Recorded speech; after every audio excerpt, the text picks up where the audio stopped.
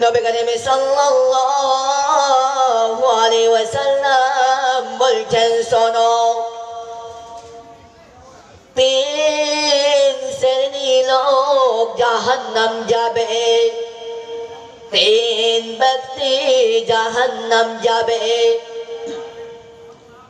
যাদের জন্য আল্লাহ তাবারক ওয়া তাআলা জান্নাতকে হারাম করে দিয়েছে এরা কোনোদিন জান্নাতে যাবে না প্রথম নাম্বার মুদমিনুল খামর যারা নিশা পান করবে নিশা দ্রব্য পান করবে যারা মদ পান করবে যারা শরাব পান করবে এই ব্যক্তির জন্য জান্নাত হারাম করে দেওয়া হয়েছে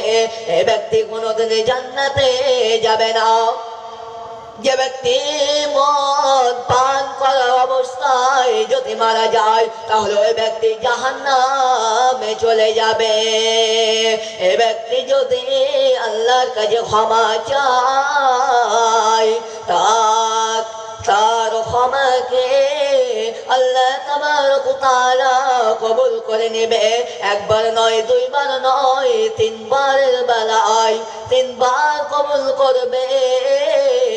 চতুর্থবার যখন ক্ষমা চাইতে যাবে তখন জাহান্নামে তাকে রাদাগাতুল তিনাতুল খাবার খেলানো হবে তাকে রক্ত পুজ খেলানো হবে তার কোনো বাঁচার উপায় থাকবে না যারা দুনিয়াতে সারা পান করেছিল যারা দুনিয়াতে মদ পান করেছিল এদের জাহান্নামে কি শাস্তি রয়েছে শুনেলেন জাহান্নামে তাদেরকে যারা দুনিয়াতে মদ খেয়েছিল যারা দুনিয়াতে সারা পান করেছিল এদেরকে জাহান্নামে তাদের মাংসকে নিজের মাংসকে চিবিয়ে চিবিয়ে খাবে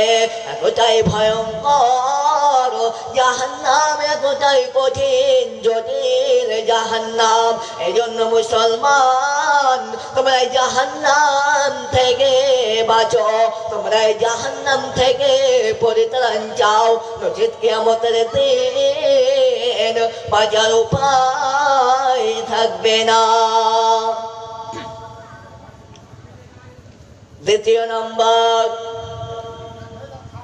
দ্বিতীয় নম্বর নবীজি বললেন শোনো